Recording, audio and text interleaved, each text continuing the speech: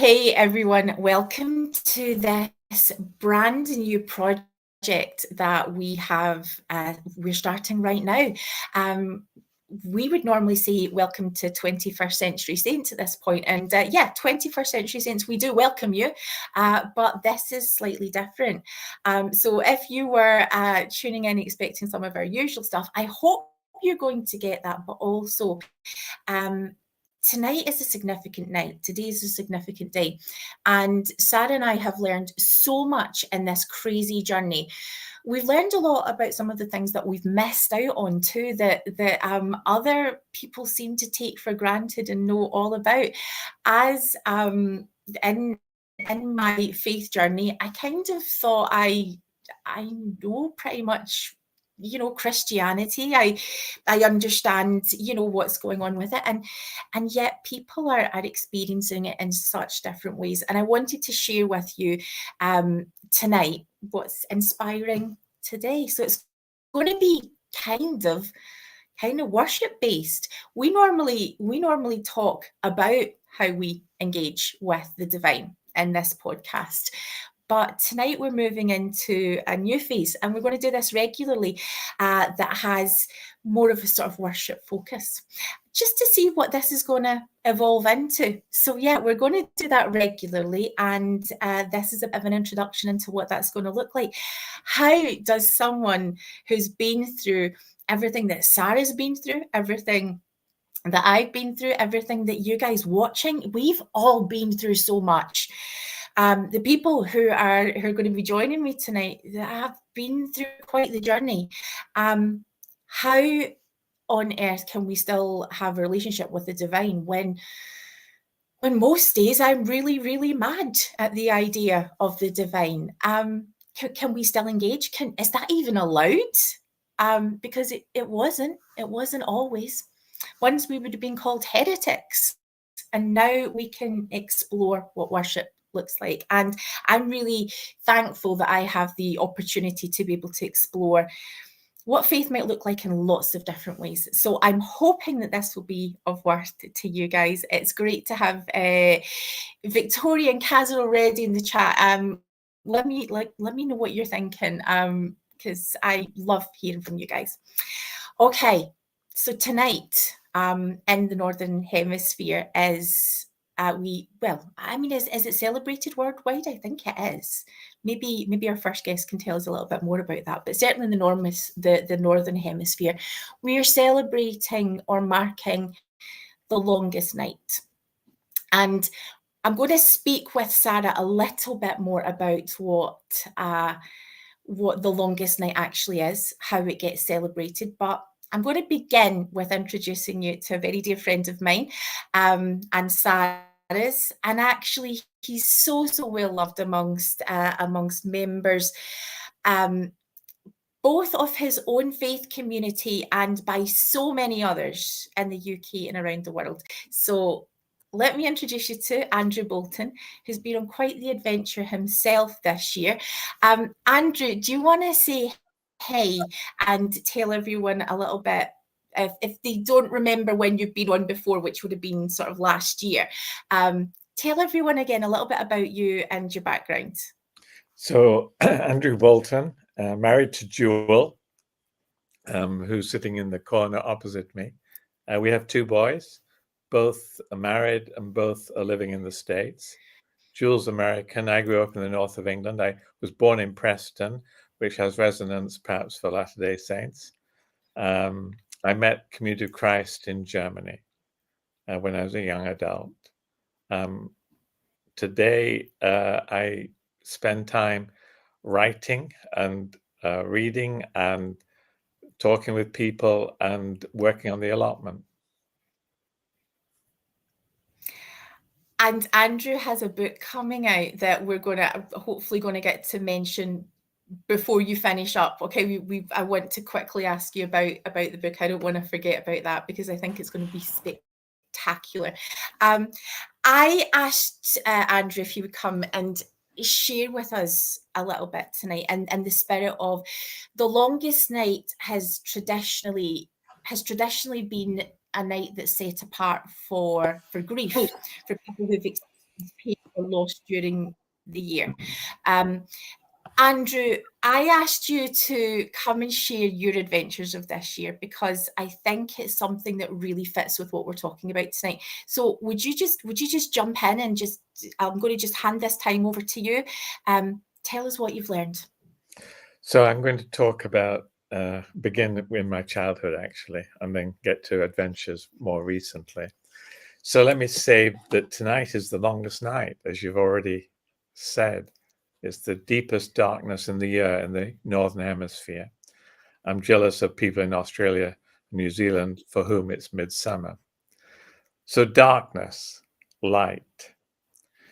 We had a very dark time in my family growing up. World War II ended in 1945, but in my family, World War II ended 21 years later, 1966. Dad was a British soldier for 7 years and experienced unspeakable things. He was at Dunkirk, then North Africa, and ended the war in Italy. He turned a major corner when I was 13 when he stopped drinking. A sober dad is a family transformation. When I was 16, Dad started getting help from the family doctor, Dr. Lord. Dr. Lord had been injured in the D-Day landings. He understood my dad. My dad trusted him, and Dr. Lord was a healer. Our family stepped into the light out of terrible darkness, and World War II was finally over for us. So I want to ask listeners, does your family know darkness? And I want to say light is coming. Sometimes it takes years. I started praying for my dad when I was 8. But have faith, have enduring hope. Healing light is coming. It was dark in Bethlehem 2,000 years ago. In Matthew's Gospel, the story begins with a little bit of light. Wise men from the east follow a star. Then comes the darkness. King Herod orders the murder of all the little boys under the age of 2. Can you hear the gut, heart-wrenching wail of mums and dads? In Luke's Gospel, the Nativity story begins with another darkness. Caesar Augustus orders a census in his empire. The census was to assist in Roman taxation, not for a welfare state, not for a national health service, not to help the poor, but for the emperor's ego projects, fine buildings and marching legions. We're talking about Roman extractive taxation from the poor. He wasn't taking anything from the billionaires. Joseph and pregnant Mary have to go to Bethlehem to be registered for this awful tax. Mary goes into labor, and they find shelter not in the Hilton, not in a palace, not in a hospital ward, but in a stable, with an animal food trough for a crib. You know the story. But that night, as shepherds guard their sheep, they see a great light, and angels burst into a peace song in the midst of the terror of the Roman Empire. Glory to God in the highest, and on earth, peace. Remember that. On earth, peace is the meaning of Jesus' birth. In the darkness of human affairs, light is coming. So let me tell you a story about darkness in Israel-Palestine. How dark is the darkness of losing a daughter? Israeli, Rami, that's his first name, and Palestinian Bassam are both dads who lost their daughters. I first heard their tragic story 10 years ago. That conversation was one of the most moving experiences of my life. I'm still plumbing its depths. 2 years ago, I interviewed both of them on Project Zion for a podcast. It's Project Zion episode 474. Got that? 474, Project Zion. But back to the question, how dark is the darkness of losing a daughter? Rami's daughter, Smarda, died buying an exercise book for school when a suicide bomber blew her up in Jerusalem. Bassam's daughter, Abia, was shot in the head by an 18-year-old Israeli soldier while talking with friends outside school. Rami and Bassam keep their daughter memories alive by telling their stories. They're both members of Parents Circle. Parents Circle is an organization for parents who've lost a family member through the violence in Israel-Palestine. It's open to both Palestinians and Israelis. It has 700 members. They don't want any more because it means a tragedy's happened. It's had a further 80 added to their number this last year. Members are on a journey from grief to meaning to peacemaking. Palestinians and Israelis making peace together is part of creating meaning.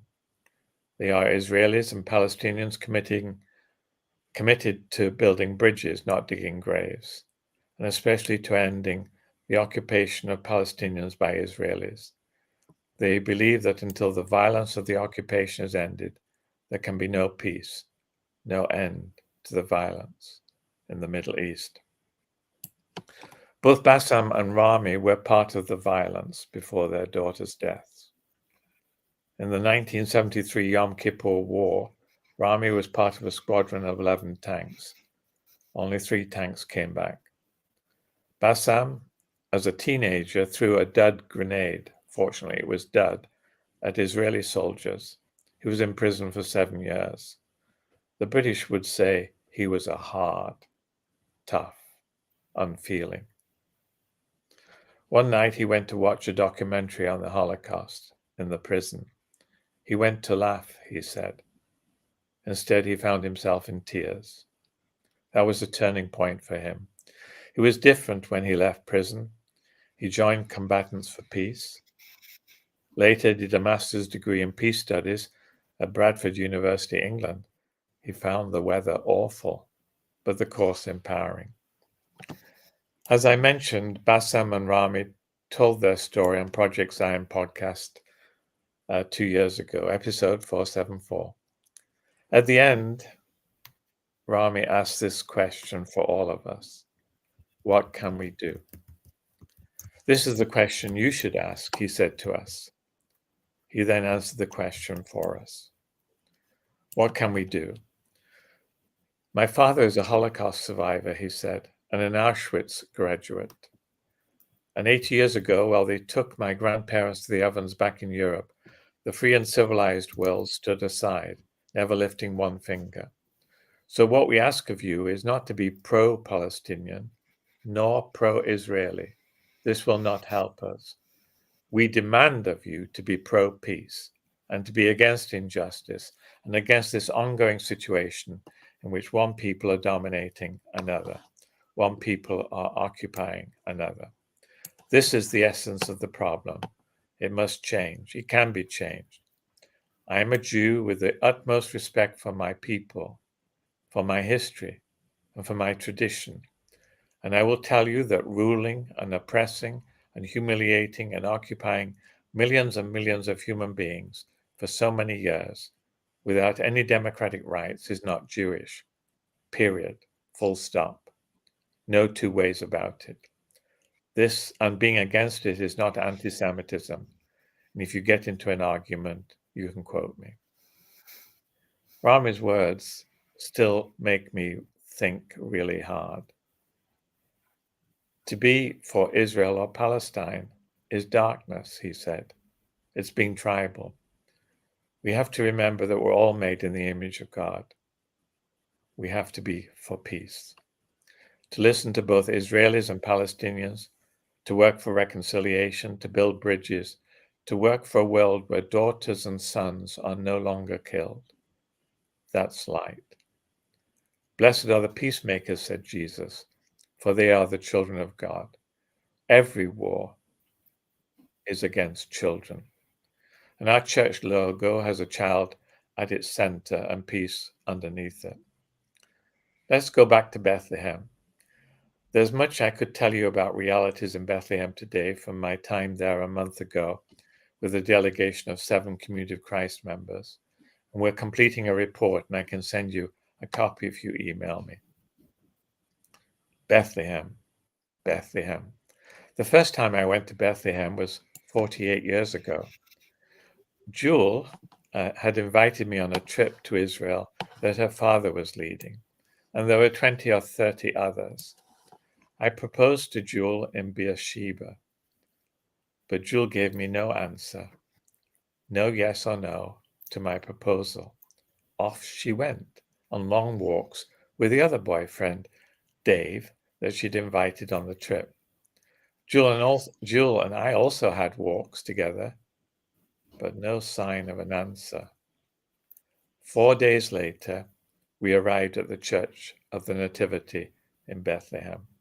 I'm in agony, darkness, hell. I'd lost hope. Rejection, I was sure, was coming my way. As we left the church, marking the spot by tradition where Jesus was born, I said forlornly to Jewel, "It would be good to come here again." Jewel said yes. I continued walking. She came up to me and said, "Did you hear what I said?" "Yes," she said with emphasis. "Do you mean yes? Big yes?" I asked. She replied, "Yes," emphatically. "Say it again." I requested with urgency. I really wanted to make sure.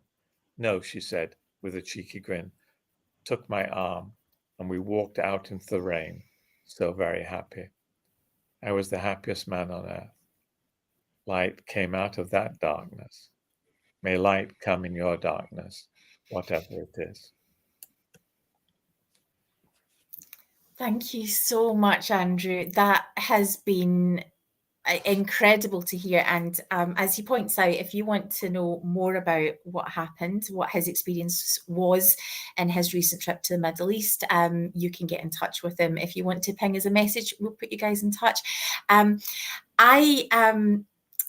Thanks so much for your time, Andrew. We're going to bring him back in just a little bit. But I wanted to, I guess, take this moment.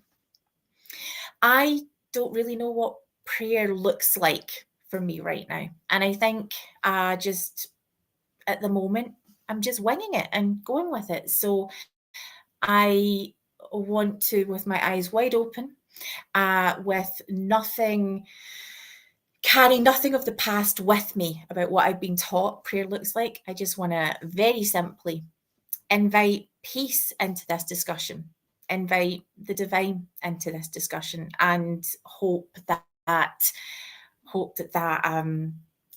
vulnerability and our openness brings us together and helps us to think about those themes of peace. Now, one thing that, as we come to our next guest, one thing that I have also learned is that quite often, if we're given space to grieve at all, it comes with a lot of caveats, a lot of rules around it, that you can grieve, but you can only grieve for a certain amount of time. And after that, you should really be over it.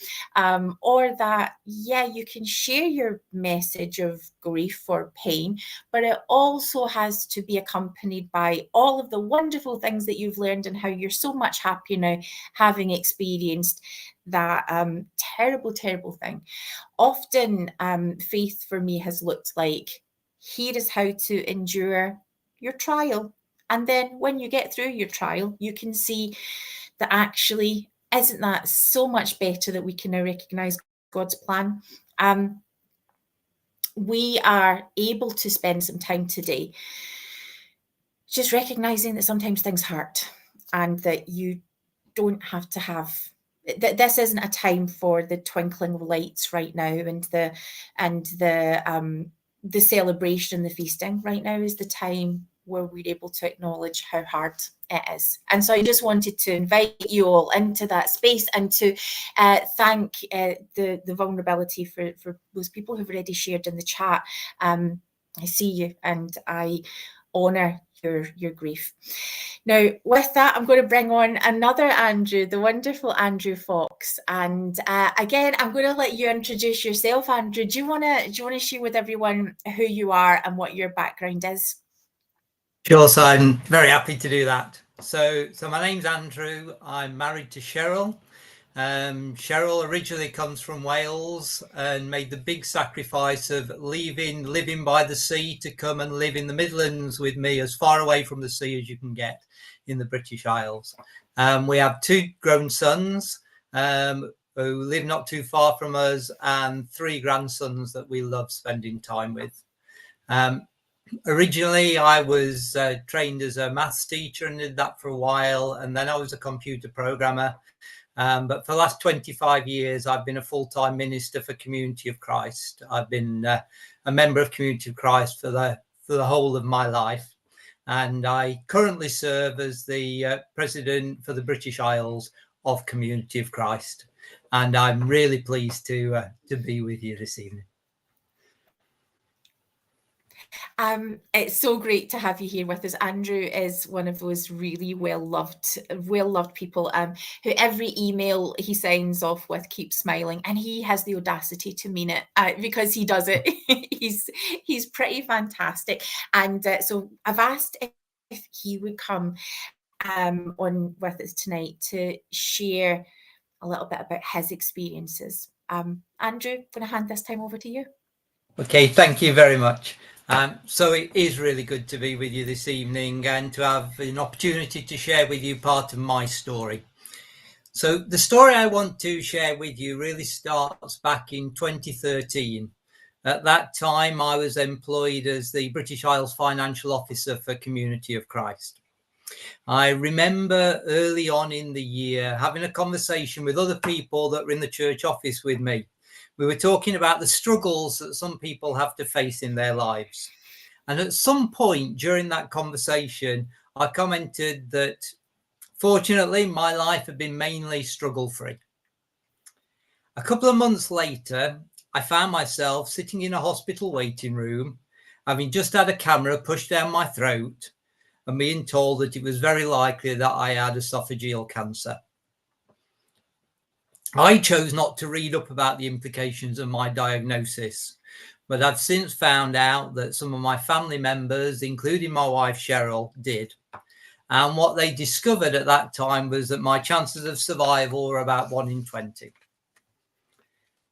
Shortly after my diagnosis, I was due to attend a church family camp at Dunfield House. Dunfield House is the Community of Christ retreat centre that we have in the British Isles. Because of hospital appointments that I knew I knew that I could only be able to attend for a couple of days, but I still wanted to be there. As Cheryl and myself neared Dunfield, I started to worry about what people would say and how I was going to respond. However, my abiding memories of those days at Dunfield aren't words, they're hugs. That week, most people came up to me and said nothing. They just wrapped their arms around me and gave me a hug. Now, lots of people know I'm not really a huggy sort of person, but it was just what I needed at that time. Not words, just hugs that told me how much people cared. The next few months were mainly spent going through chemotherapy. At the same time, the cards and emails started to arrive.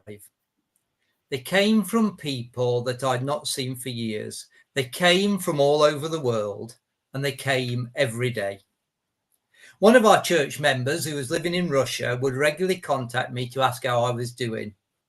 And he wanted to know as much as I was able to share about my condition so that he could make his prayers specific and more effective.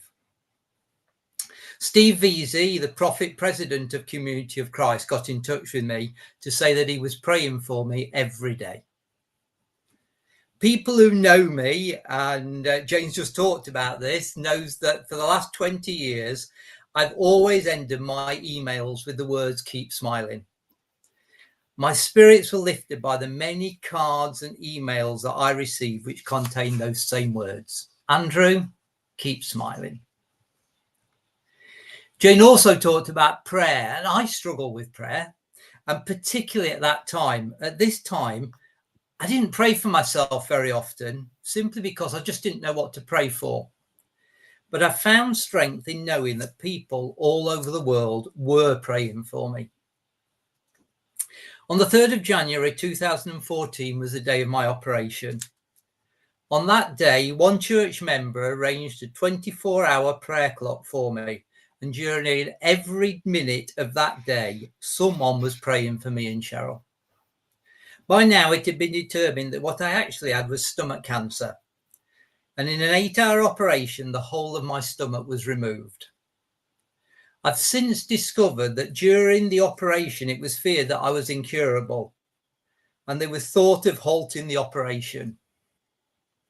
It was halted for a while, but after a hasty biopsy came back negative, it was decided to continue with the operation. And shortly after I regained consciousness, I was told that it was hoped that I was now cancer-free. There was still a long way to go. And after a period of recuperation in and out of hospital, I started on another course of chemotherapy. And the cards and the emails continued. Many people didn't just send one card, they sent lots. And they'll never know how much they strengthened me. Prior to my diagnosis, I've been asked by a close friend and church member to officiate at her wedding. My goal was to be well enough to do that. My chemotherapy lasted much longer than was originally planned, and the final course of my treatment ended the week before the wedding. But I was so pleased that I was able to officiate, along with Cheryl, who is also an ordained minister, on this special day. Around a year after my final course of chemotherapy, I was asked to add to my current job as Financial Officer of the British Isles, responsibility for the church finances for the whole of Europe. I agreed to do this, but with trepidation. One effect of my illness was to greatly reduce my confidence and my energy. Traveling to new countries on my own and staying in the homes of people I didn't know and who didn't speak the same language as me filled me with dread. But what a blessing it was. The hospitality I received over the next 3 years as I met with and stayed with people in Norway, Germany, the Netherlands, Spain was incredible. Let me share one example of this. One morning at 5:30 a.m., just as I was leaving home to travel to the Netherlands, I discovered that my plane had been cancelled and I'd been moved to a much later flight. This meant that if I missed my plane or any of the 4 train journeys I had to take, I would be stranded in an unfamiliar place until the next morning. I contacted one of the church members in the Netherlands to make her aware that I'd be arriving much later than planned. She immediately set up a WhatsApp group called Helping Andrew. A number of other church members soon joined the group, and for the rest of the day, I received messages checking on my progress and giving words of encouragement. My plane and all of the trains were on time, and I finally arrived at my host's home at 10 to midnight, tired but really blessed. The fact that I survived cancer has also meant that I've had the opportunity to experience many special events in my life over the past 11 years. I've attended the weddings of both of my sons. I've become the granddad of 3 amazing boys, now aged 10, 6 and 3. And just last weekend, I celebrated the 90th birthday of my dad. And for the past 6 years, I've been blessed to be able to serve as the British Isles Mission Centre President of Community of Christ. Whilst I feel very blessed to have survived my cancer diagnosis, I continue to live with a feeling of guilt. Guilt that I survived when others diagnosed with cancer at that time or since have not done so. I don't have an explanation for this. I don't believe in a God who decides who will live and who will die. All I know is that I am alive, and with that comes a desire to make the most of my life and to be a blessing to others as much as I'm able. Community of Christ has got what they call enduring principles. We have 9 of them. They're principles which we seek to describe the personality of the church. One of these enduring principles is all are called. This doesn't mean that all are called to be great preachers or vibrant witnesses of the church. Sure, some are called to be that, but others are called to do the sorts of things that have lifted me through the struggles of my life. Some are called to give hugs with no words. Some are called to send cards or emails which lift people in their darkest moments. Some are called to open their doors and welcome the stranger. Some are called to send a text to say, I'm praying for you. So that's my story. I've so much to be thankful for, and I'm particularly grateful for the many people who've shared Christ-like love with me throughout my life.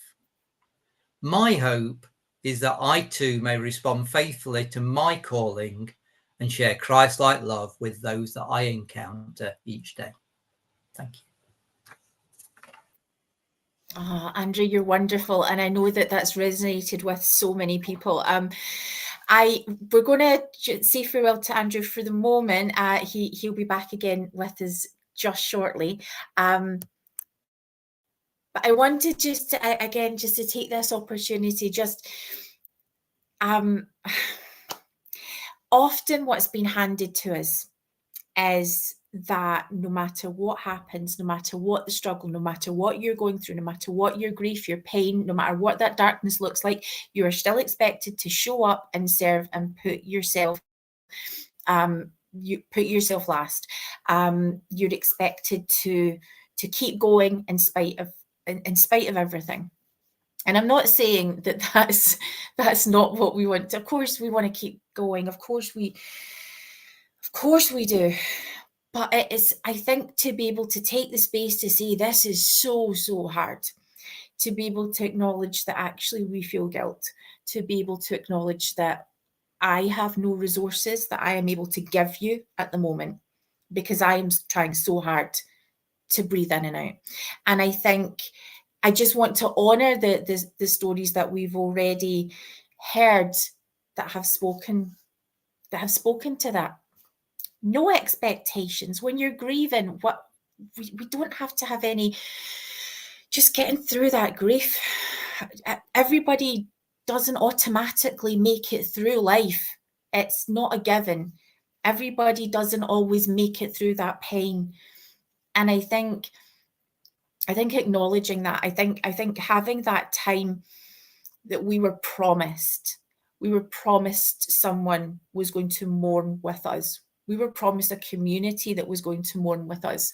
And if that hasn't shown up, or if that hasn't looked the way we expected it to look, then I think we have the right to feel loss and hurt, and for that to compound our grief. I think we have the right to call out for it if we need it. I'm going to share some things a little bit later on, but and we are still expecting Sarah to join us, who currently is travelling. This is a stormy day here in the United Kingdom. It's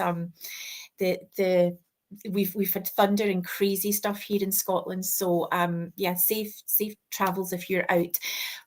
But in the meantime, while we wait, and I think the longest night, I think waiting is key to the longest night, and I'm going to explore that theme just a little bit later on. But first of all, I am really excited. Okay, so Andrew Fox, Andrew Bolton, they're amazing. But we're going to witness almost a birth at this moment. You're going to meet the birth of a new Brit Venture. We have someone new, and I'm so excited that here is where we get to introduce you, because he's incredibly cool. He's already a very good mate, and he's already got lots lined up to tell us about. So with that, we're going to introduce you to our new mate. This is Beyond Belief. I don't know, what am I going to call you for short? B? Shall we just B? I don't know. Yeah. So we'll come up with some. Audience will help us out. But yeah, exactly. I mean, for the moment, it's going to be B. Let's just do that, and then we'll come up with how we're not doxing you by using your actual name. Which we're used to in the Brit Vengers, right? Yeah. I am going to let you introduce yourself and tell everybody a little bit about you. And this time I'm also going to get you to, if you don't mind, share a little bit about what's brought you to this space tonight. And then after that, we'll get you to share your message. Okay, that's fine. I've just changed the order of things I want to talk about. That's not at all. Thank you very much, Jane, Sure. for the introduction. I am so excited to be here. If you were speak to my wife, she'll tell you today that I've actually been on the edge of my seat with excitement of this evening.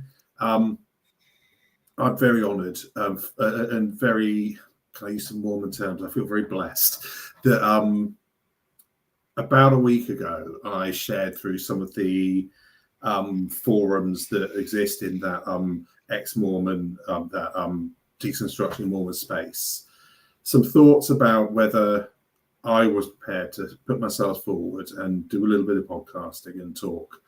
In the new year, the church starts its next year's Come Follow Me program. I, throughout my life, obviously, been a member of the church all my life. I am 21 plus a little bit, as you can tell. Had a tough background. I've sat in Come Follow Me Sunday school lesson, those kind of things, and listened to the way people talk and the things that people say. I think it's fair to say that I've always been a little nuanced in my belief, and take some things with a pinch of salt, and maybe have some questions in my mind about why some things that the church claims are the way that they are. And then I saw people online talking about the new Doctrine and Covenants Kids publications. And I don't want to go into that today. That's a conversation for another time. I just realized I've got, believe it or not, this bookshelf behind me isn't real, Jane. I can pretend it is, but it's actually a backdrop, and I'm disappearing into it. I need to look at my camera settings for the future. I was looking at the new publications of Doctrine and Covenants that, in one essence, are finally the church owning and being honest about some of the history that they have, but at the same time teaching that history in a way that I felt was a little light, a little inappropriate, and a little disingenuous. For instance, one of the stories in the new book follows a character called Jane Manning, who was a black sister in Joseph Smith's time, and it gives this great story about how she was faithful and she crossed the plains to Nauvoo and lived with the prophet. What it doesn't talk about is the fact that she then crossed the plains to Salt Lake, was faithful for many, many years, and eventually, after much begging, Brigham did relent to have her sealed in the temple in absentia to Joseph Smith to serve for perpetuity. And these things here led me to sit back and say, we need to talk about these things. So I'm pleased to announce that we are going to be exploring Come Follow Me. So if you don't get enough Come Follow Me on Sunday morning, come and join me later on in the day. And I will be looking at each of the week's Come Follow Me lessons. And we'll be releasing, we're going to have a look at what the Come Follow Me curriculum teaches and what the church is teaching and the goods that's there. Not that Jane Manning, James Kaz, absolutely fascinating story. We're going to look at all the good that's there. You will not get me tell you everything about the church is bad. It's not true. Okay, there are questions there. There are things the church does, and there are things that make us question, that make me question my belief. But not everything the church does is wrong. And we're going to explore the good. But I'm also going to explore the things that aren't discussed and the things that aren't said. And then once a month, my goal is, and it might be nice if I can find someone who's experienced podcasting as a guest to come on, if you know anyone, Jane. We're looking perhaps doing a live once a month where we can review what we've already discussed and have a little bit of a conversation, a dialogue. We're going by the name Beyond Belief. If you go onto YouTube now and look at Going Beyond Belief, pretty much the same across all social platforms, you'll find there's almost like a place for the space, which is there without any content on there. Between Christmas and New Year, you will see that content start to appear. We're very excited for that. Have I missed anything out, Jane? Is there anything else that you think I should say? I mean, I think that's perfect. There are things that I will probably want to ask you about later. But yeah, I mean, if you're comfortable to share. So yeah, I kind of landed this assignment on you. Yeah, since you're doing a podcast, how do you fancy coming to speak about, well, first of all, I guess, launching the idea here, so that people can get to know your name, but also you've got some stuff to share about this subject. So I'm going to hand this time over to you. Should we get into it? Fantastic. So today's not all about me. Okay, it's great to have the opportunity to be here and great to be able to tell people what I have planned, what we're going to do. But let me change the subject slightly. If you go into Derbyshire, and if you know the area, if you pick up the A38 at Mansfield and you swing a left and you head down towards Derby, and then as you get about 3/4 of the way down, you still go right around a place called Belper, and you're now going to start to head into the Derbyshire Dales. And you're climbing up into the Dales and you're climbing up into the hills. As you head through that way, eventually you will find signs for somewhere called Arborough. Arborough would be, if you like, the Stonehenge of the Midlands of the time. It is a set of, they're not standing stones today because they've been weathered over time. So rather, if you go to Stonehenge, and I had the privilege of driving across the A303 to the southwest a few weeks ago, and going past the stones at Stonehenge, it's an amazing sight. But if you go to Arborough, you've not got the high standing stones with the crossbars. Very much they're worn down and they're like little lumps of stone rather than that. But it's a beautiful place. About 20 years ago, I had a friend that I worked with, and he was investigating paganism. And he was really, really fascinated by the belief structures of paganism, what pagans believe, and looking at how that fitted into his life. And we talked about it a bit. He knew I was a person with faith. I had been through some trauma in my own life at the time. I'd recently separated from my first wife. We were going through a painful divorce and various aspects there. But he was exploring faith and belief. And he said to me one day, he said, Dan, beyond belief, he said to me, he said, would you come with me? I'm not telling you my name, I promise. He said, will you come with me to Arborough for the Winter Solstice? And I looked at him and I said, yeah. And he'd been to the summer solstice previously, and he said, it's great. I went to the summer solstice. There were loads and loads of people there. They were partying all night. It was an amazing experience. I watched the sunrise at 2 in the morning, but 3 in the morning because it was the summer. And it'd be amazing. So I said, yeah, all right, then I'll come. So it would have been this evening or last night, 20 years ago. My friend and I drove up to Arborough, got out of the car on this freezing windswept night, not that different from tonight, and walked into these standing stones. There was no one there. It was stony silent. Clearly, the people that celebrate in the summer don't spend the whole night celebrating in December. And as we reflect back, I understand why. But Brian and I, we spent the night at Arborough, freezing cold, waiting for the sunrise. About 20 minutes before the sun rose, all of a sudden there was activity. You heard cars pulling into the car park. There were people getting out their cars, and you watched these groups of people walking from the car park there onto the Arborough site with reverence and respect, worshipping the divine in a way that they felt they should. And what's quite interesting, obviously I'm not pagan myself, and this was new to my experience. And I sat on this, or stood on this, because it's far too wet to say it. I stood on this muddy bank and just watched what unfolded in front of me. Some people appeared individually, and they just came and they stood, and they faced east as they watched the sun rise, and they went away again. Some people arrived in groups and watched the sunrise and had some ceremonial. I have no idea what they said. I didn't move from where I was on the bank. I just observed what was happening around me. But there was obviously some ceremonial words being said off their shoulder there. And then they went. There were one group who I believe were druids. And I mean, they turned up, they had big beards, they were dressed in druidic costume, maybe. They had this huge sword. And they came into the henge and they stood there. And again, I was too far away to hear what they say, but they weren't quiet in what they were doing.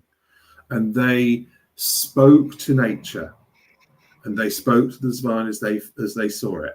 And they took this sword and they pointed it to the east, and they pointed it to the west, and to the north and the south, and they addressed the four quadrants as they worshipped the divine that day. That was roughly 20 years ago. And it's been something that has stuck in my mind ever since. It is one of the most spiritual experiences I could say I've ever had, as I watch these people come and access the divine and seek that, what's the word I'm looking for? Seek that relationship through their faith, their practice, and their belief. The longest night represents physically, if we are scientific, the night when the sun is gone from the earth longest. If we look at those pagan traditions, we are talking about a time where tonight and tomorrow morning is a very special time. I look at the chat and I reflect on some of the comments that people have said, and I'm moved by the comments that are there. And there's a reason why people reflect on the longest night, the grief and the pain and the difficult things they've experienced in their lives. And my heart is with everyone who has spoken today genuinely. Grief is real, and we never stop missing and thinking of those people that we have lost. But when we look at the longest night, the excitement of that longest night also is tomorrow. The day is less long. The day is longer than it is today. Right? We now go in reverse, and we're now at the start of that run up to the summer when we have the summer solstice. And every day, just by a few minutes, the days are going to get longer. And we're probably going to get through February 1st, but the days are going to get warmer. And new life will come, and we will get to the spring, and we will see the bluebells come out. We'll see the daffodils appear. We'll see the lambs frolicking in the fields. We'll see the ducklings. We'll see all those things as the year progresses. And today is the day where we start again. And that is where those people from that pagan and those traditional beliefs that were the faith of these islands comes from. And the celebration is new birth and new life and change, and how things are going to improve, and things are going to improve, and things are going to change, and new life is going to come. And it's an exciting message. What's interesting is Christianity has overlaid these festivals, and in the first, second centuries, as early Christianity were seeking to perhaps make themselves acceptable and fit around the cultures they came from, as they overlaid the festivals that they wanted over the top of the festivals that already existed within the population as a whole. So we want to celebrate the birth of Jesus Christ. Now, nobody could pinpoint when that date was. We know he was born, or we believe he was born, but no one could say when that was. And so it was overlaid on that festival that celebrates new birth and new life. Wherever I am on my faith journey, it hasn't changed my belief in Jesus Christ. And today and this coming week, I will be excitedly celebrating the birth of the Son of God. And what does that mean? That represents new life, a new birth, and new beginnings, and changes, and the day's getting better, and the day's getting longer, and the day's getting better, and the day's getting longer, and new things happening around us. It's not that different, really, is it? You know, it's not that different. I likely am going to go and buy a Yule log from the shop, And I might even set fire to it this year, just in honour of this evening. It's probably not a good idea to do, and a good Yule log is made of chocolate and won't burn that well. But I may get a Yule log. We'll have mistletoe in the home. We'll have these traditions that today, whether we are members of the Church of Jesus Christ, whether we're Christianity in another form, whether members of the community of Christ, whether we are pagan, whether we are atheist and living in a world where it's just Christmas time, isn't it? We'll celebrate Christmas. These are traditions that exist. These are traditions that are there.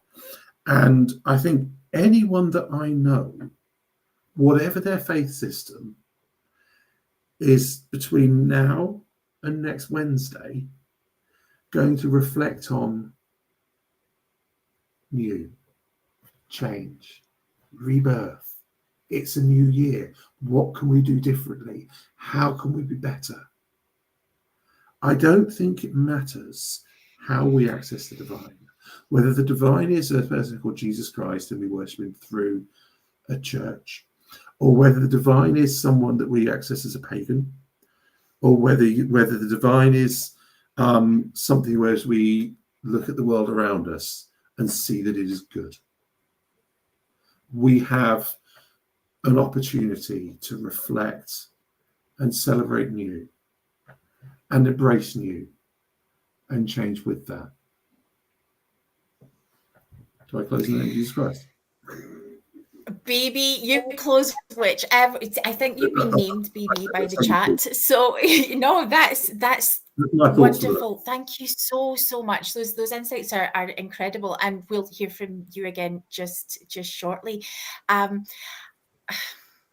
This is a special night, and as has just been mentioned, the vulnerability and honesty that's been shared in the chat, I just really appreciate, and I'm so thankful that you feel that you can share. There's a story in the Talmud. When we think about other faiths and other groups, this fight and war or recognition of light seems to be actually something that so many faiths and those of none seem to have in common.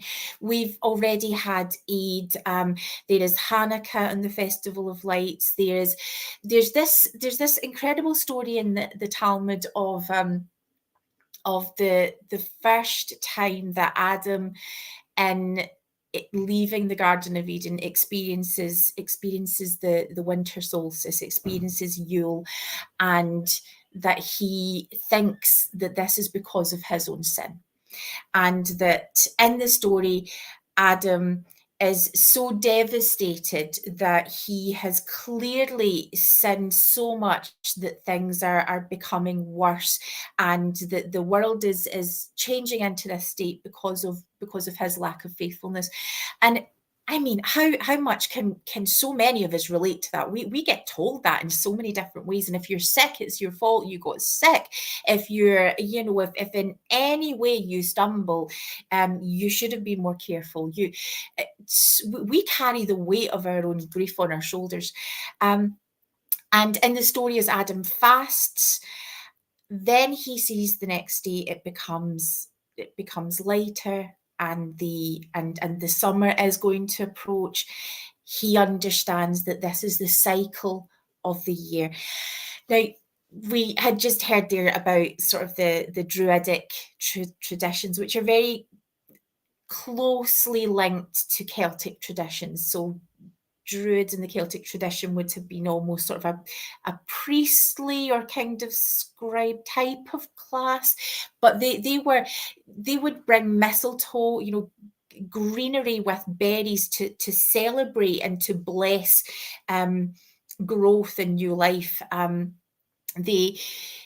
When you come to Scotland, when you go through England, Wales, Ireland, we have Stonehenge is one place, and there is a huge cost of money to actually go and interact in Stonehenge. And I've never been. I don't know if it's worth it. I would imagine it really is.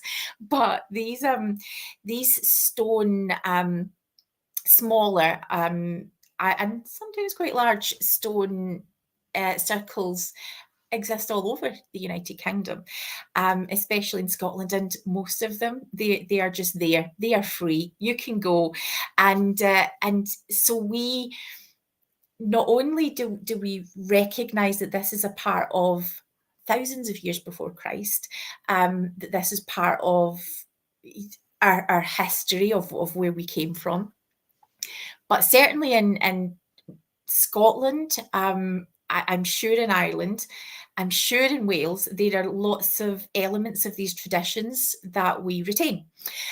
And we don't often maybe think about it in a really thoughtful way, because maybe it seems sort of superstition-y, or it's just a tradition.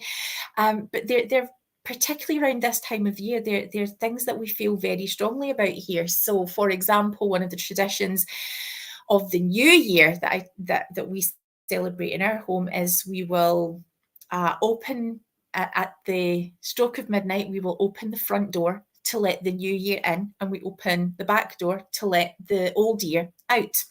And there are traditions around what we're taking with us into a new year and which things we want to leave behind. Now, when we were hearing about what the Druids would have been likely talking about as they embarked on that sacred ritual moment, likely they would have been talking about the difficulties, or I hate the word trials. I hate the word trials. It's been done to death. The griefs, the pains that have been experienced in the past year, they would be verbally acknowledged. Often they were written down, and they were often burned. And at that point, then the druid or the person leading the practice can then acknowledged, we have turned the year has turned, and it's seen that we're engaging with that process.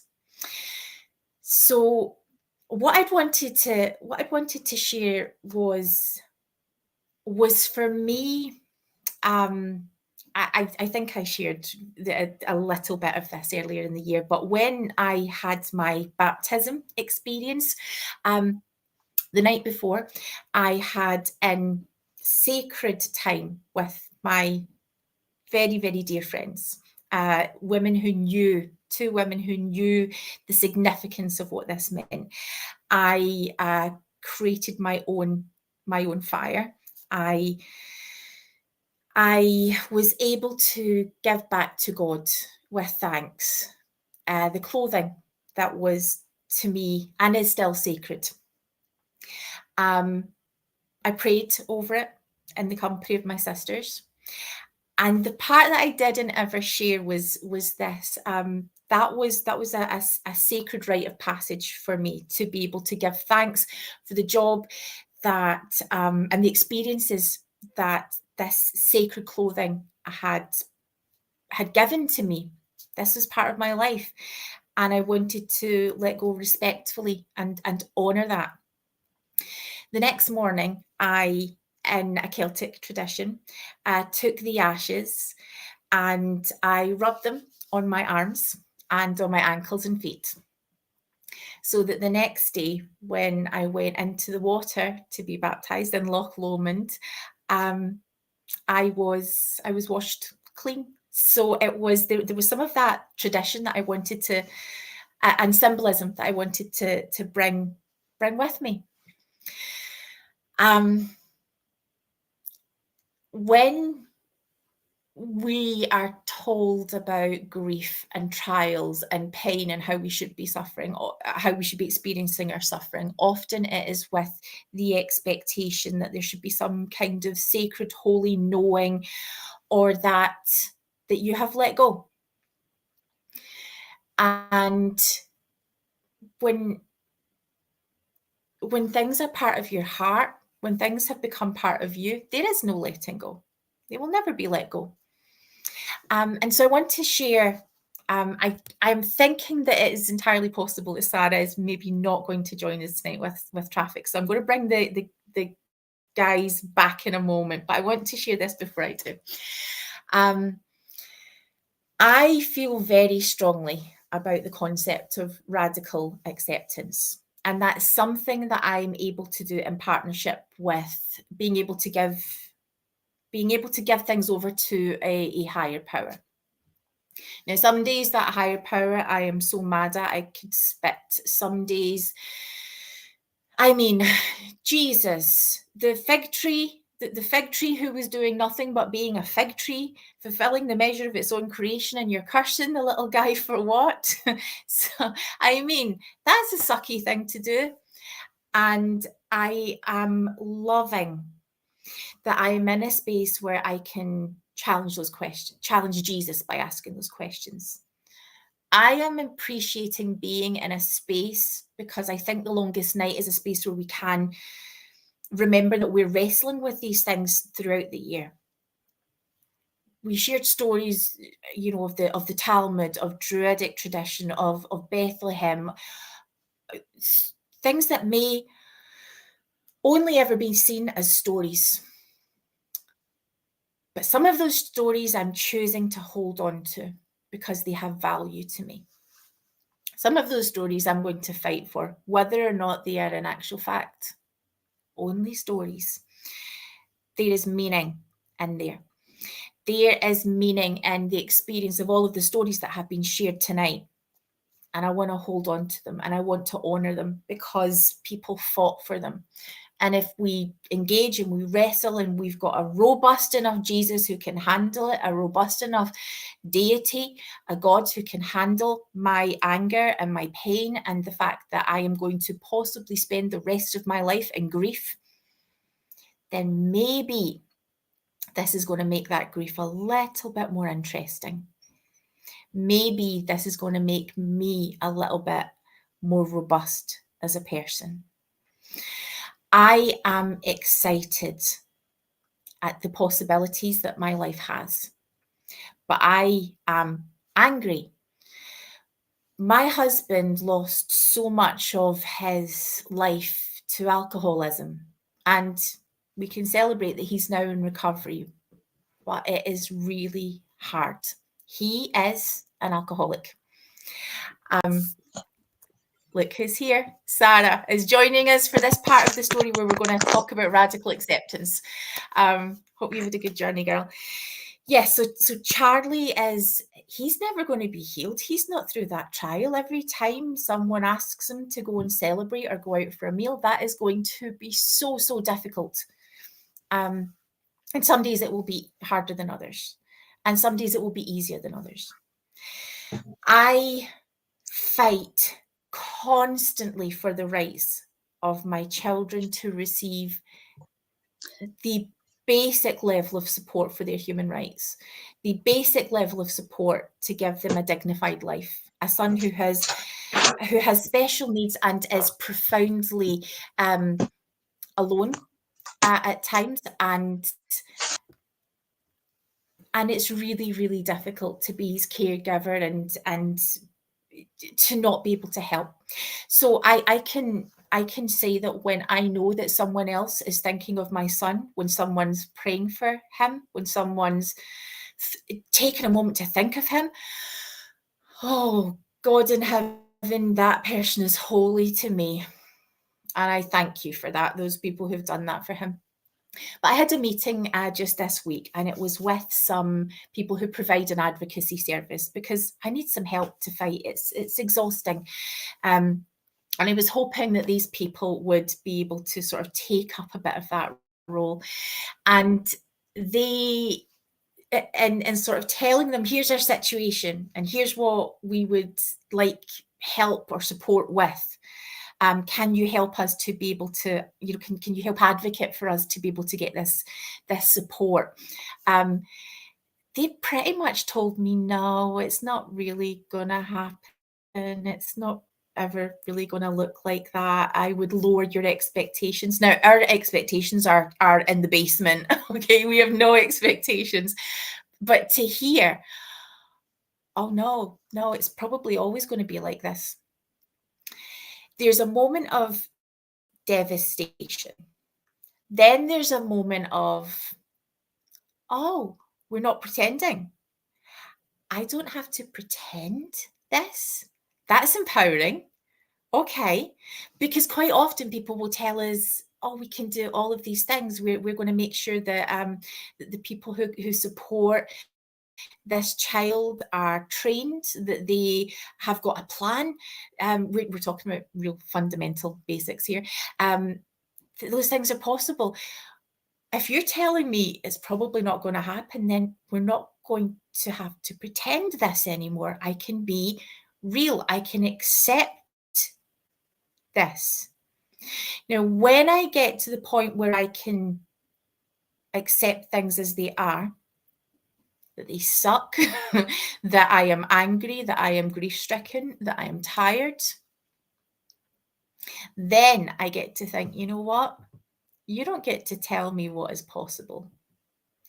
That's when I get to choose if I am going to fight, if I am going to maybe just relax into it, if I'm going to heal, if I'm going to focus on me or what the next battle will look like. And most times it looks like, okay, in that case, we're going to fight. It becomes my choice. The idea that as a whole people, we have literally turned a year sounds ridiculous, doesn't it? But I have learned the power of community. I have learned the power of what is possible. People have told Sarah and I, especially in the work that we have done, all of the things that are not possible. They've told us all of the things that are wrong about how we're approaching what we're doing and what things are never going to happen. And you know what? The community did it. The community turned the world. The community changed it. The community is changing the law of a church which has never changed. We can do that. Now, in that spirit, I feel when I look at things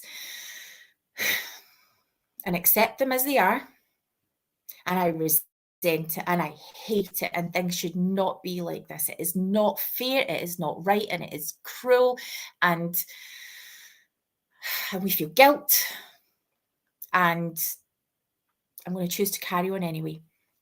I'm going to choose to look for the lights. And that's where Yule comes in. I get to this image that we've shared tonight of the fire, of saying goodbye to sacred clothing, as BB has talked about the Yule log. Sarah and I, at the beginning of the year, we were playing with fire. We get to spin it, we get to move that element, we get to have fun. It feels reckless and dangerous at times because this is a very real power, this thing that we choose to engage in life. That is divine, and I want to honor that. And so first of all, I'm going to bring Sarah in to say hey, and then I'm going to bring the rest of the gang in to ask a quick few questions while Sarah says hey. I feel for me, and I hope this is significant for you in the chat too. I'm going to light the candle to symbolize the light that I want to look for as the year turned, as we turned the year. Okay, Sarah, I think you're on. Yep, you're on mute. Just there we go. I've unmuted you. So do you want to say hey and tell everyone how you're doing, and then we'll get the rest of the guy in?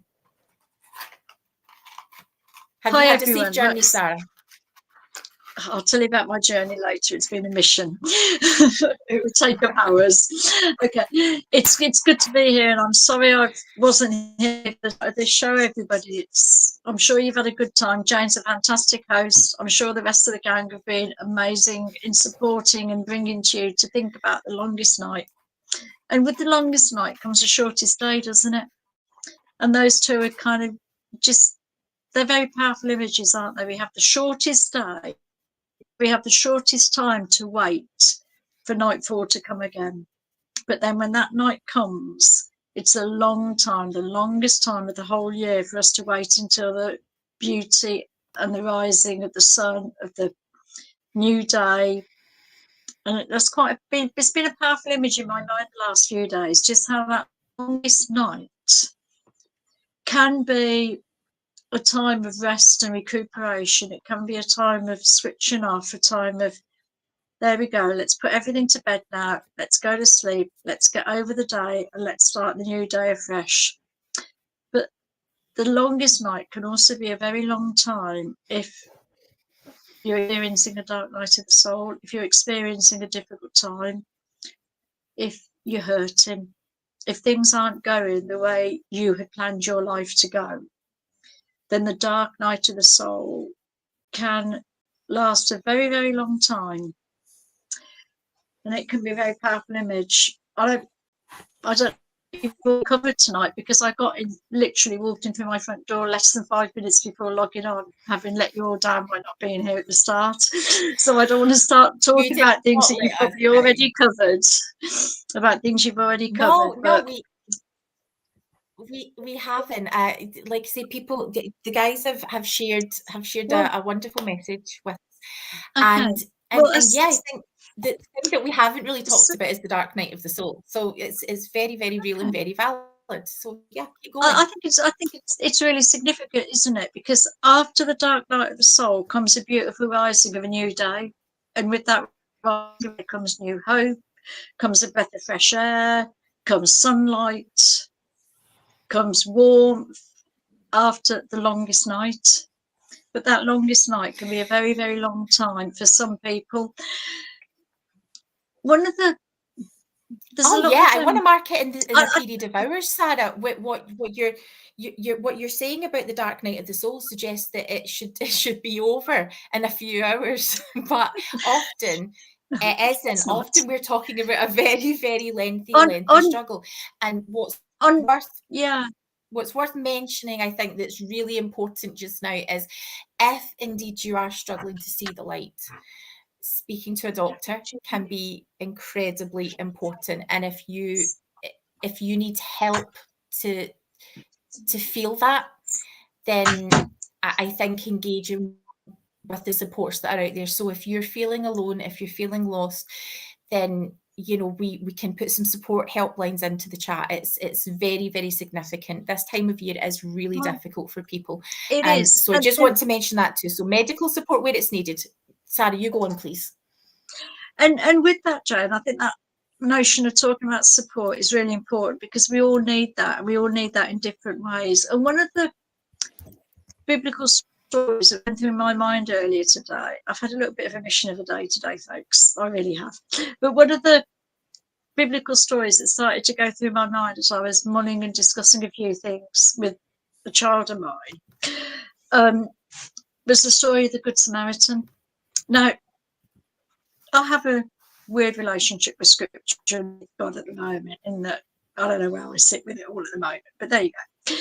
But the principle and the stories behind some of the things that we read in scripture are fabulous stories. But what I love most of all about the Good Samaritan, more than anything else about that story, is that nobody told the Samaritan to help someone.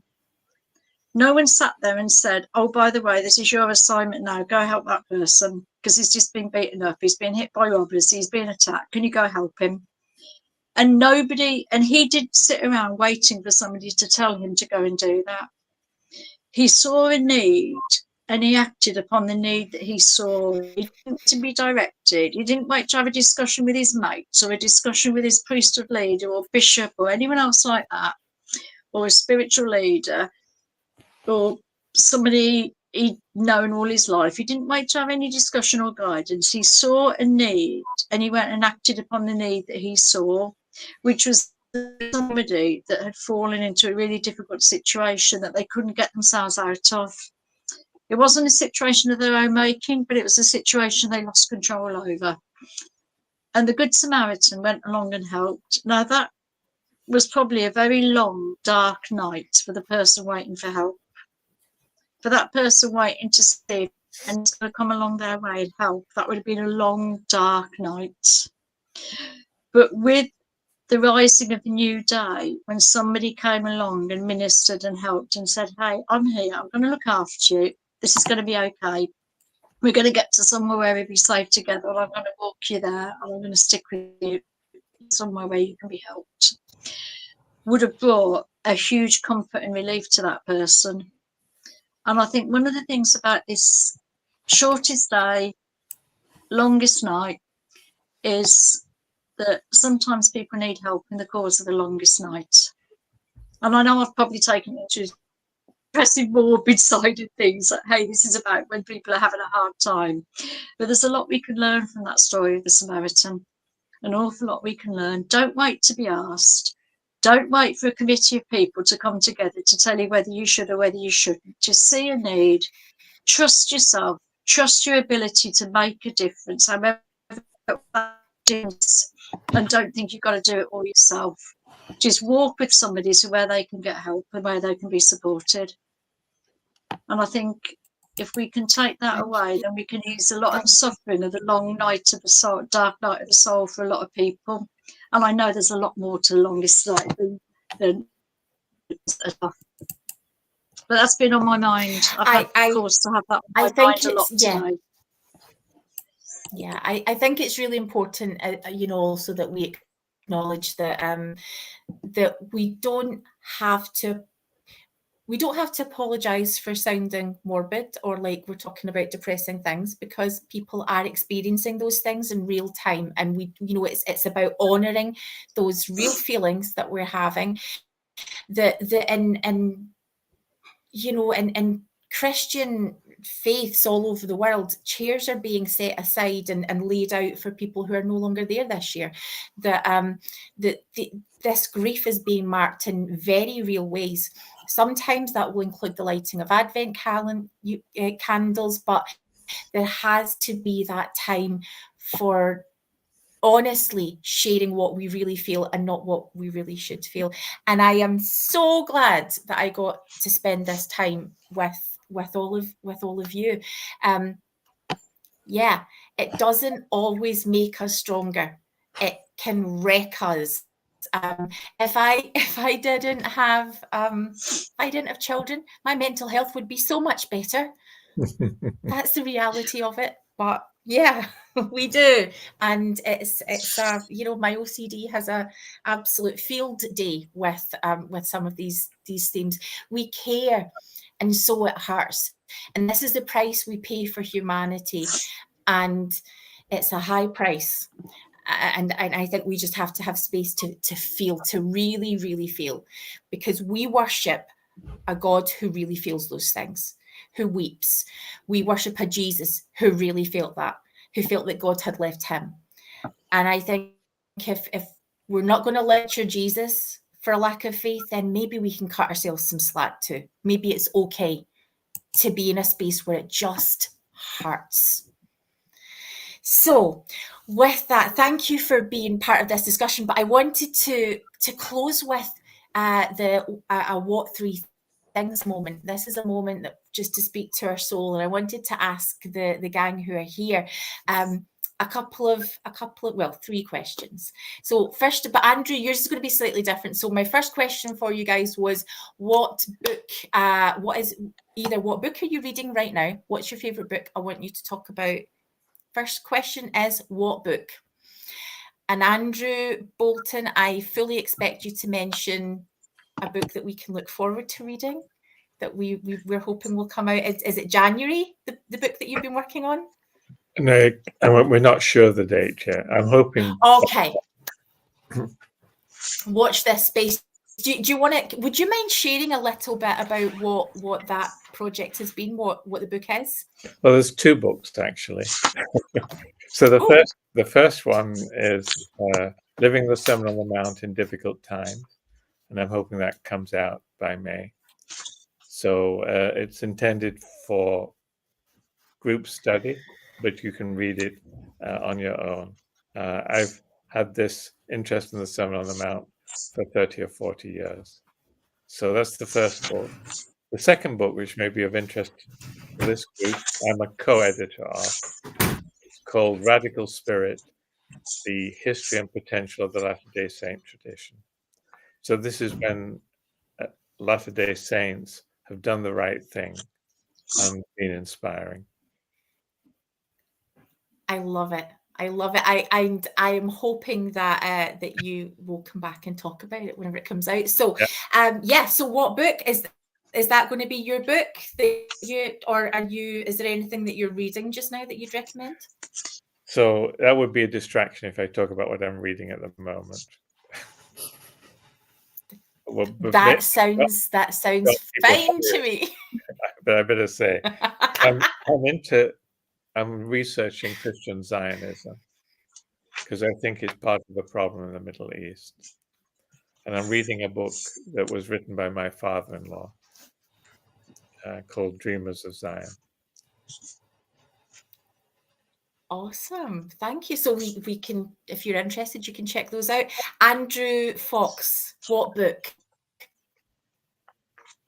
Okay, so I'll talk about my favourite book rather than what I'm reading at the moment, because a book that I initially was made to read because I had to do it for my O-level English Lit was To Kill a Mockingbird, and I read it, and it has been my favourite book ever since, and I've read it numerous times, and it just seems to fit with the things we've talked about today. It deals with racism, it deals with bigotry, and I read it and I was really angry, and it made me want to do something to change these things. But it's also a real story of hope, because it took a man that was an outcast to make a change, and it took children to make a change.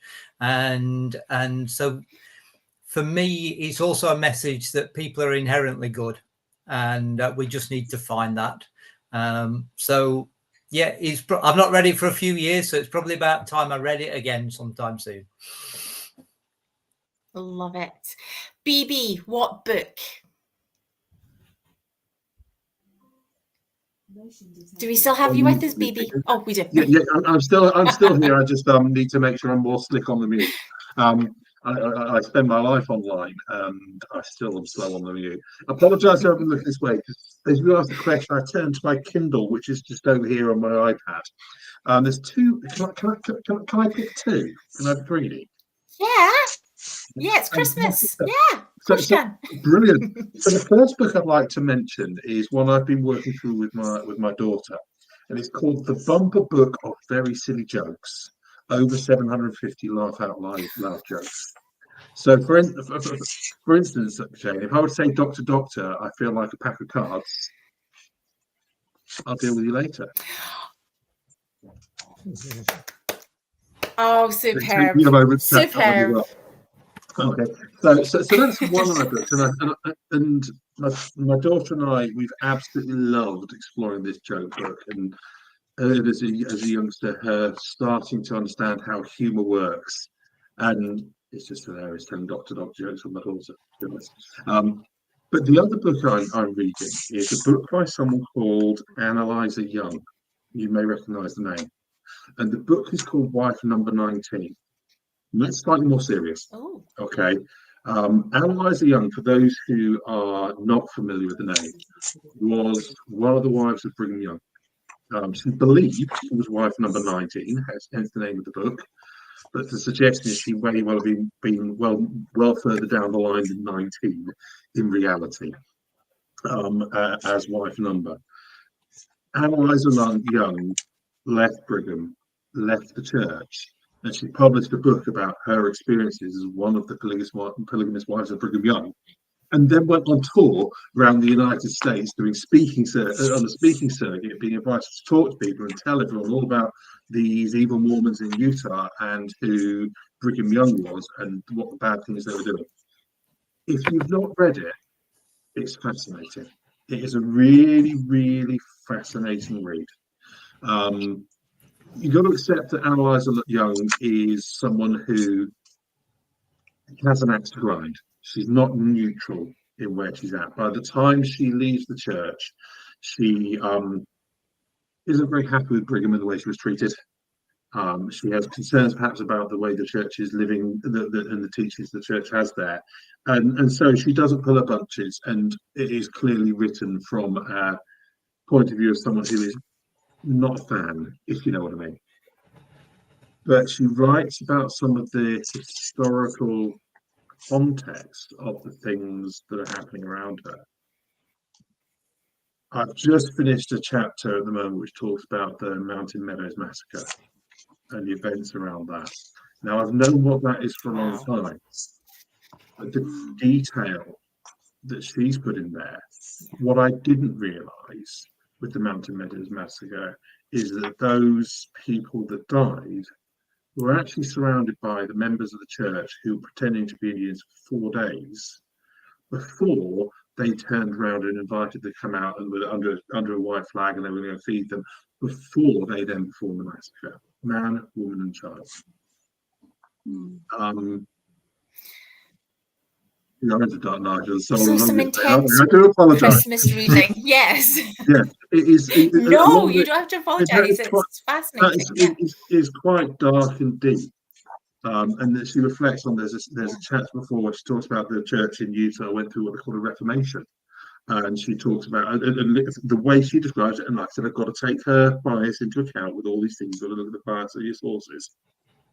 But she talks about how the church at the time started going around and asking every member to reaffirm their faith, and they basically went in, if you can imagine the most intense temple recommended you ever had, what do you believe, it went through a checklist, and at the end of it and asking you to confess all your sins before agreeing to be rebaptized, and then they will all rebaptize themselves and recommitting to the gospel. But part of that process was a very intense process to confess, and people were confessing, according to Analyzer Young, people were confessing things they hadn't done. They were confessing on each other, they were grasping each other up, and it was quite an interesting time. Now, this is also at the peak blood atonement period, where they were confessing things and were perhaps being advised to go and speak to Brigham to be able to sort out their atonement. This was the eldest church in Utah. Wow. Yeah. Mid to late 18th. Super intense reading. Yeah. Fascinating book. Let's go to you, Sarah. What book? Well, a book that I've been reading for a book I've been reading for ages is called Winter. And I keep reading a fefew pages of this book, putting it down, picking it up, and reading a few more pages. And it's by Catherine May, simply called Wintering. And I'm actually going to read you a couple of sentences from this book at different points in this book. Some winters happen in the sun. So some winters happen in the sun. Once we stop wishing it was summer, winter can be a glorious season when the world takes on a sparse beauty and even the pavements sparkle. It's a time for reflection, recuperation, for slow replenishment, for putting your house in order. Now, the essence of this book is it's talking about the seasons of the world. Fields need to be left fallow, fields need to rest, crops need to be rotated, animals need to hibernate, leaves need to fall off trees. There's a natural order to things, and that we need to follow that natural order if we're to be healthy, spiritually, emotionally, physically, and that we would do better to start seeing winter as a time when we can actually rest and we can prepare for spring and we can recuperate from the hard work of spring and summer and autumn, and we can take an easier time in winter and actually look forward to the things to come in future. And then this book goes on to talk about sometimes we see winter that there's not enough light and not enough night left for us, because we've lost our true instincts for darkness and for its invitation to spend time in the proximity of our dreams. Our personal winters are so often accompanied by insomnia, but perhaps we are still drawn towards that unique space of intimacy and contemplation, darkness and silence, without really knowing what we're seeking. Perhaps, after all, we're being urged towards our own comfort. And it's a time of thinking about, what is this about the winter? What is this period of time when the days are short, it's cold, it's dark, it's that beauty of flowers have disappeared, we're not seeing as much wildlife around, but we've got to start looking at it and seeing it differently, because over and over we find that winter offers us liminal spaces to inhabit, yet still we refuse them. The work of the cold season is to learn to. So this is a book that I never get very far through because I read sentences like that and think, oh, winter offers us liminal spaces to inhabit, but we still refuse it. And it sets me off on weeks and weeks of pondering before I come back and pick it up again. It's a really good book. It's a really good book about the seasons of life. We might be better able to be at our absolute best if we allowed ourselves to hibernate and we allowed ourselves to lie fallow for a short while, as is the order of nature, so that we can then spring forth again with a new energy, a new vibrancy for life. Naps are recommended by 21st century saints, absolutely. Yeah. Okay, really quick one this. Okay, Andrew Bolton, what sound or noise or word do you love? The wind in the trees, the rain on the window pane. Oh, I love it. Andrew Fox. So people know that I just love music of all genres, and I can't cope with being in silence. I have to have music on. Very quickly, I was at a concert last night of a folk singer from Barnsley called Kate Rusby, who sings the carols that are sung in the Sheffield pubs in the weeks leading up to Christmas, and it's just a joy to hear those carols, and just makes me feel excited about Christmas. Now, if that is not a reason to come to Britain in the winter, I don't know. You go to the pub and you're hearing at Christmas in the pub. Come on, this is superb. Phoebe, what sound or noise or word do you love? The sound of the sea. Have you muted? Oh God. With the Okay, I'm going to get you to say all of that again because we missed it. Can you hear me? Can you hear me? Yeah. Yes, we can hear you. Yes. Okay, it looks like I'm having some technical issues here, which is embarrassing. For me, the sound of the sea crashing onto the beach. Perfect. Sarah. This, I love the sound of the sea. Yeah. I love the sound of the sea. Yeah, I always sorry, do. I think we've got a little bit of lag here. Okay, good to go now. Keep going, Sarah. There's a bit of lag. Okay. Right. I love the sound of the sea, as Bibi mentioned. Fabulous sound. But one of the sounds that I love is on a cold day, and it's a bit frosty, possibly it's been a little bit of an icy, and the crunching of autumn leaves as you're walking through them, and you can hear them like crunch, crunch, crunch underfoot. And I actually kind of revert to a little bit of childhoodness, and I kind of love kicking those leaves about and crunching on them, and I love that sound. Yeah. So I forgot to say, I'm reading The Count of Monte Cristo, who comes out of his time of, imposed restriction with justice on his mind. Yes, and sound would be, I think, the sound that Ronan makes. It's a sort of rumble from his chest, his happy sound. It's a sort of rumbly sound. And he also does an owl impression. So we like the sound of snowy owls too. And then my final what three things question is what brings you peace? Andrew Bolton. So I think being in the presence of my mum, although she could be ferocious, traveling with my dad. Sometimes we would go for an hour and not talk, but it was a real sense of peace. Being forgiven regularly by Jewel is a moment of peace, moments of peace. I think there's divine unpeace also that can only be dealt with by responding to the call and pursuing the worth of persons in a practical way. And then there are moments in my life where I felt the presence of the Holy Spirit, and that's very profound. Thank you. Andrew Fox, what brings you peace? So I think I experience peace each Wednesday morning in our local church. We have something that we call Bean Still, where the local community are invited in. We drink tea and coffee together, and we eat beans on toast. And this last week, I sat in a room with someone who's never learnt to read, lost his wife recently to cancer, a lady who'd been a pub landlady for 30 years, a refugee and a child, somebody who'd lost his business, somebody who was brought up in a children's home, a very diverse group.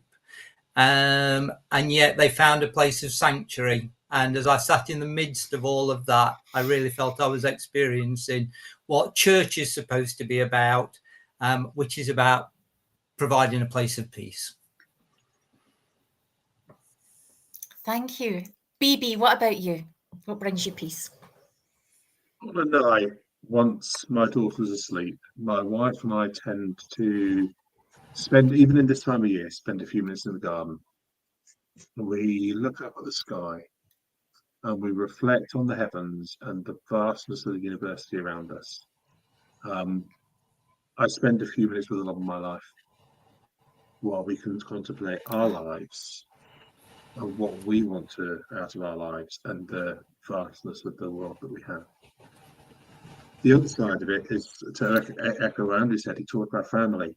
Next week, I will have most of my children and my grandchildren, but not all of them, unfortunately, but most of them with me. It is going to be chaotic. There's a lot of us.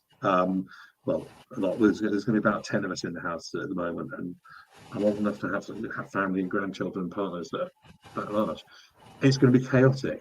It's going to be brilliant, but it will obviously be one of the most peaceful experiences I have this year. Thank you so much. Sarah, what brings you peace? It really does vary what brings me peace, depending on a great situation, what's going on in my life. So I can find real peace and real comfort, peace and joy by having all my grandkids and kids around me, being with any one of them on their own, being with them as a group. I can find absolute peace in that, in the fun, the excitement, the chaos, the noise, the sharing, complete and utter chaos that goes on when the family gather, and it is complete and utter chaos. And I can find a real sort of settled, deep peace in that. The other time that I can find is kind of complete polar opposite of that, is I find real peace when I'm camping on my own. I go camping a lot on my own, and not everybody approves of me going camping on my own. A lot of people think it's something I should have perhaps have given up by now, and maybe I shouldn't be out there in some mountain on my own camping, but I find a real peace out there on my own, just camping, because it's silent, it's quiet, it's good. I love And it. and I'm not alone. And And I for think that's the me, thing. I'm on my own, but I'm not yes, alone. And it's right, great. I love it. right. Which I think links with mine. I can feel peace when I'm with other people, but I'm very conscious that if I attach feelings of peace to anyone else or anything else, that thing is going to go. The radical acceptance, the turn of the year, these things aren't always going to stay. The thing that while I'm here, will always have is my breath and my awareness. So just being really aware of each moment, its value, that's the thing that brings me peace. That feels like the sacred to me. I want to just thank you all for being with us at this time tonight. I'm so thankful that we got to try this and see if it works, and I think we had fun.